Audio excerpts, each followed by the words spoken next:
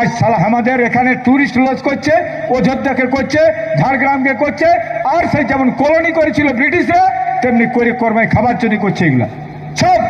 আসলে নদীর বালিটা হেই আমার ক্ষেত ধোয়া আছে আর বালির কারখানা করেছিস নদী, সালা পুলিশে পয়সা করে খাচ্ছে।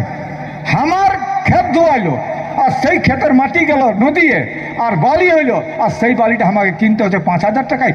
লজ্জা করছে না যারা পার্টি করছেন? কোন প্রতিবাদের আওয়াজ নাই আজকে, কোন প্রতিবাদ নাই আজকে। করে কর্মাই খাচ্ছে, লজ্জা নাই? ঝান্ডা ধরে জিন্দাবাদ জিন্দাবাদ করছিস আর গোটায় আমরা বাদ হয়েছি না একটুকু?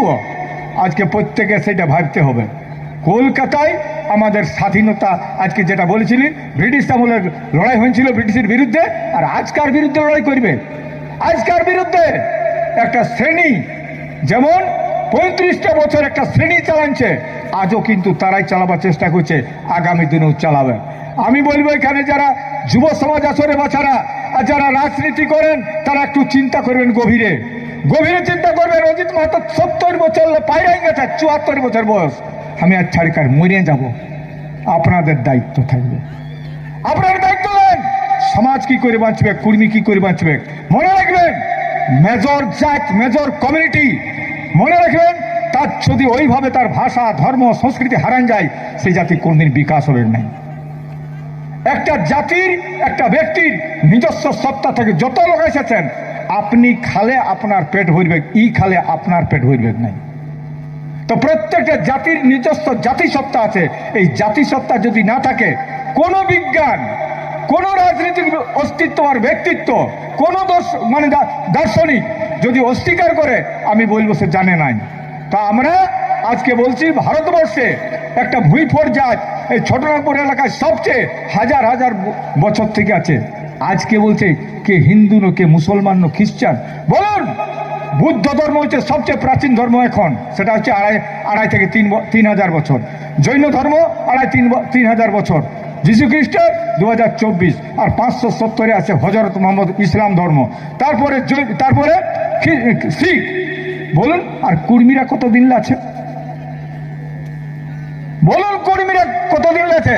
যেদিন হিন্দু ছিল নাই, মুসলমান ছিল নাই, খ্রিস্টান ছিল নাই, জৈন ছিল নাই, বুদ্ধ ছিল নাই, সেদিন কুর্মীরা এখানে আছে। তার কুর্মীরা কার পূজা করত?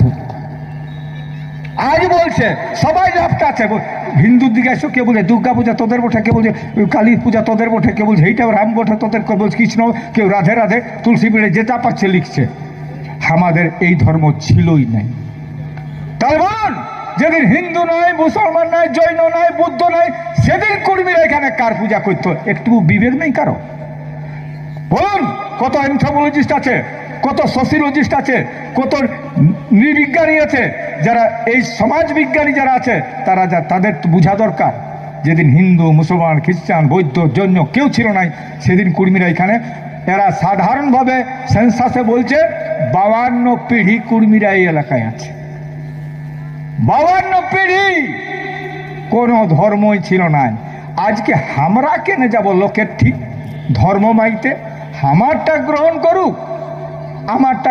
আমরা আজকে বলছে রাম মন্দির প্রতিষ্ঠা করছে না, কোন ধর্ম প্রতিষ্ঠা করতে যাচ্ছে?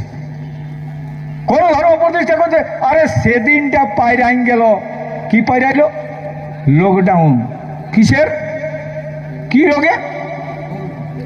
করোনায় লকডাউনে সব মন্দিরগুলা বন্ধ হয়ে হয়েছিল। যদি 3 বছর নাই, 3,000 বছর মন্দির বন্ধ থাকলেও লোকের কোনো যাবে নাই। যাবে? 3,000 বছর যদি মন্দির বন্ধ থাকে, আমি যদি না মন্দিরে যাই, কোনো কিছু হবে নাই। কিন্তু বলুন, আজ কুর্মীরা যার পূজা করে সূর্যদেব যদি এক মুহূর্ত, 1 সেকেন্ডের যদি সূর্য বন্ধ হয়ে যায়, কেউ বাঁচবে? কেউ বাঁচবে? তাহলে বলুন, তাহলে সেই প্রকৃতির পূজা করে আমরা সেই প্রকৃতির পূজা করি। আজ এই গাছপালা, নদী, চাঁদ সূর্যের পূজা করে আমরা। তো প্রকৃতির শুধু আমরা করি নাই, প্রকৃতির পূজা করে আজকে সমস্ত আদিবাসী যাইতে না। আমাদের সঙ্গে কোন আদিবাসী আজকে যারা ঝগড়া করাই দিচ্ছে, তারা কেউ বলে দেন আমরা কারোর সঙ্গে ঝগড়া করতে চাই নাই। আমরা কোন সাঁওতাল মুন্ডা ওরাং এটা কারণ এগুলো কেউ করছে কেউ করাছে। পরিষ্কার কথা, একদিন এইখানে উঠেছিল মাঝি মাহাতো ভাই ভাই, এখানে কোথাও উঠেছিল মাঝি মাহাতো ভাই ভাই। আমরা আজও বলছি সেই কথাটা, বন্ধু আদিবাসীরা এখানে মূলবাসীরা আমরা কিন্তু এক জায়গায় আছি। এই প্রকৃতি বাঁচবে একমাত্র আদিবাসী ধর্মে, আদিবাসী পূজা, আদিবাসী পার্বণে, আদিবাসী জীবনযাত্রায়, আদিবাসীর দৈনন্দিন জীবনযাত্রায় আমাদের কুর্মীদের আদিবাসীদের যে জীবন বৈচিত্র্য, পরিষ্কার কথা সেইখানে আমরাই বাঁচাতে পারব পরিবেশকে, পৃথিবীকে। তাই আগামী পরিষ্কার কথা আপনারা যারা আছেন এবং যুব সমাজের কাছে আমার আবেদন, এর বাছাড়া যুব সমাজকে বলি, এইখানে 22 বছর থেকে 30 বছরের কতগুলো ছেলে আছো? 22 থেকে 30 বছরের ছেলে কতগুলো আছো? হ্যাঁ হ্যাঁ, ওইদিকে শুনতে পাচ্ছ? আছে না? সত্যি বলবে কিন্তু। হ্যাঁ বাবুরা, তোরা ঘুমায় উঠিস কোথায়?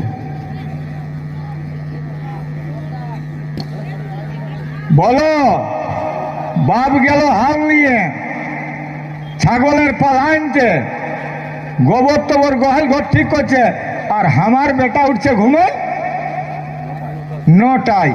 হবে? বলুন কোরবানি হবে না কোনটা হবে?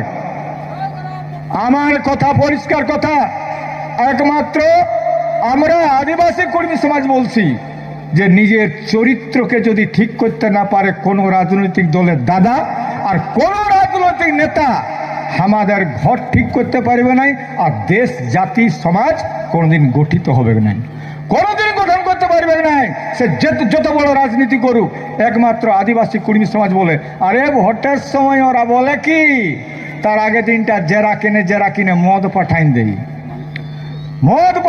কোনখানে শুয়ারের মাংস, কোনখানে কিসের মাংস দরকার পাঠাইন দিলে বলছে ভোটে জিততে, তোর মরে যাও মদ খায়, কিন্তু ভোটে জিততে হবে আমাকে। আর আমরা বলি পরিষ্কার কথা, আরে যথাকারী আদর্শ হোক, আর তুই মার্ক্সবাদ বলো, গান্ধীবাদ বলো, সুভাষবাদ বলো, আর যতই বলি রাজনীতির মতবাদ বলো, যতই কিছু বলো, মনে রাখবে মানুষের ক্যারেক্টার যদি চেঞ্জ করতে না পারে তো কোনো সমাজ ব্যবস্থা পরিবর্তন হবে নাই। কোন রাজনৈতিক দলের অস্তিত্বর ব্যক্তিত্ব, কোন আদর্শ, কোন দর্শন সেরকম আমি দেখতে পাই নাই। আপনারা বলুন, কোন নেতাটাকে দেখে আপনি পূজা করবেন? কাকে দেখে আপনার মাথাটা নয়ে যাবে? বলুন। প্রত্যেকটা নেতার মাঝে সেই জিনিসটা আছে, ভোটে জিততে হবে ছল বল কৌশলে, আর আমার ভোটে জিতাটাই কাজ। আর আমরা বলেছি কুরমালি আন্দোলন হচ্ছে preliminary stage of the movement of politics. আমরা বলছি রাজনীতির প্রথম সোপান হবে এইটা।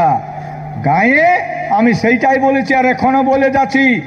মনে করুন পচা কাঠ যদি থাকে আর বিদেশের মিস্ত্রি থাকে, বিদেশের মিস্ত্রি আনলি পচা কাঠ, চেয়ার তৈরি হবে না, ফার্নিচার তৈরি হবে না। আর গায়ের যদি গহজুই বানাই দেয় আর কাঠটা ভালো হয় তো চেয়ারটা টিকবে। কেনে টিকবে? কাঠটা ভালো বটে।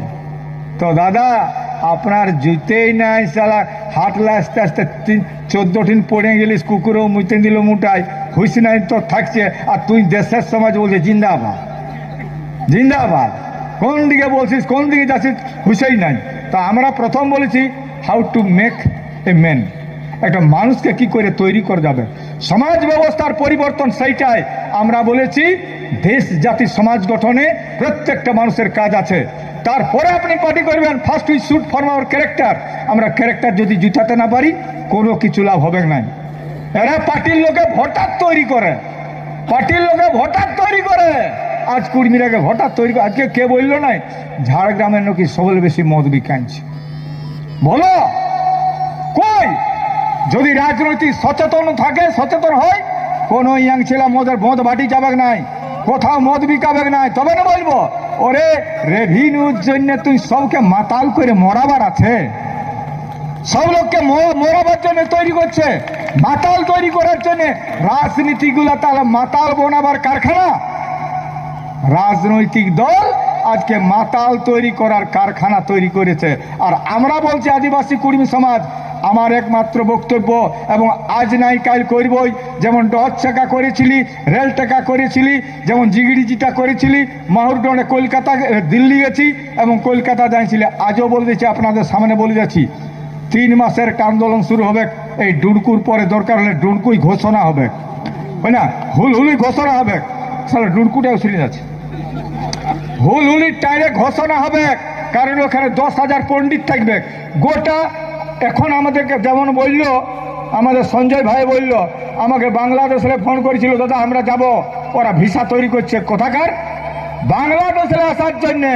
আসামে 500 জন আসবে, উড়িষ্যাতে 500 জন আসবে ডেলিগেট হবার জন্যে। হ্যাঁ, ছত্তিশগড় এই বছর আসবে, ছত্তিশগড়ও কুর্মী আছে। আমরা সবাইকে চাইছি এখানে, আর আসে পরিষ্কার বলছি। আর সেই জন্য বলছি, এবার আরেকটা হবে, ওর নাম হবে মাতাল মারো আর ভাটি তারো, হবে না গো? দেখো বাচ্চারা, মা বাপের সাধের বিটি, জুয়ান বিটি যদি ঘর বাইরে হয়ে যায় কিছুক্ষণ, 2 ঘন্টা যদি আসতে দেরি হয়, মা বাপের মনটা কেমন হয় সত্যি বলুন? আপনার বিটি আছে, জুয়ান বিটি, আর না বলে একটু বাহির দিকে যাইছে কোনো সঙ্গী সঙ্গে গল্প করতে, আসতে 2 ঘন্টা হইল, কেমন মনটা লাগে মা বাপের? কেমন লাগবে, আছে কোন দিকে গেল না? আর বেটাটাকে কি লাইসেন্স দিয়েছেন 10-12টায় ঘর রাতে আসবে, ঘর রাতে ওকে লাইসেন্স দিয়েছেন? ওর কোনো দোষ নাই, ওর কোনো দোষ নাই। আজকে সেই জন্য বলছে রে বাচ্চারা, সমাজকে যদি পরিবর্তন করতে চান, নিজেকে বলুন, নিজেকে সুধার করুন, নিজেকে বেটাকে সুধার করুন। আর মা বোনকে বলবো, নিজের ছেলেটাকে ঠিক কর। একবার বলো গো, এরে বাচ্চা অজিত মাহাতোর কাছে শপথ করলিস আর মদ খাতে দিব নাই, বন্ধ করো মদ খাওয়া। ছেলেটাকে বলো, নিজের গর্ভে ধারণ করেছে, 10 মাস 10 দিন একে তো বড় করলে, আর মদ খাবার চিহ্ন। প্রত্যেকটা ছেলেকে ঠিক করুন, কোনো ছেলে মদ খাবে না আগামী দিনে। সমাজ পরিবর্তন হবে না, বলুন হবে না? পরিবর্তন করবই, আর লড়াই চলবে। আর পরিষ্কার কথা, অজিত মাহাতো ভোটে জিতবে না নাই জিতবে, ভোটে দাঁড়াবে না নাই দাঁড়াবে, রাজনীতি করবো না নাই করবো, কিন্তু সমাজ বদলাই ছাড়বো। চ্যালেঞ্জেরও বলছি, চ্যালেঞ্জ করে বলছি, সমাজ বদলাবো, সমাজ বদলাবো। সমাজ বদলালে সব ঠিক হয়ে যাবে, ওরাই বুঝতে পারবে সেদিনটা। অজিত মাহাতো ভোটে দাঁড়াবার জন্য আসছে না, ভোটে বলবার জন্য আসে নাই। আর ডুডকুর মিটিংয়ে দেখাই দিতে হবে পরিষ্কার, হুলহুলির মিটিংয়ে দেখাই দিব, হুলহুলির মিটিংয়ের টাইমে সেদিন প্রমাণ হয়ে যাবে। পরিষ্কার কথা বলছি, আমাদের লোকের যদি না হারান যায়, পূর্বটা পশ্চিম হয়ে যাবে, আর পশ্চিমটা পূর্ব হয়ে যাবে, উত্তরটা দক্ষিণ, দক্ষিণ উত্তর হয়ে যাবে। এত লোক হবে, এত লোক হবে একটু ওই আমাদের হুলহুলির টাইমে। কারণ ওই টাইমটা হচ্ছে 900 একরের জায়গা, 900 একর। কেনে? প্রথম যখন বিশ্বযুদ্ধ হয়, ওই প্রথম বিশ্বযুদ্ধে প্লেন নাভা ওঠার জন্যই ওই টায়ারটা করেছিল। অত বড় টায়ার কোথাও নাই, সেই জন্য আমরা বলেছি যে 20 লক্ষ লোকের উপর হবে লোক, এই জন্য তৈরি হচ্ছে লোক। এখন লোক কি করে করব? আর আপনাদেরকে বলছি, এগো তৈরি হও, ঘরে ঘরে আদায় করো, চাল উঠাও, যেমন করে উঠাও, আর ওইখানে রাঁধে খাবো। তার সকাল 10টা 11টায় পৌঁছিব, 11টায় পৌঁছিব, আর ওইখানে তৈরি হবে সেইখানে। আর আমরা যত MLA, MP, x MLA, x minister, সবাইকে রিকোয়েস্ট করেছি, তোরা যাবে, সবাই যাবে, সবার কথার দাম থাকবে।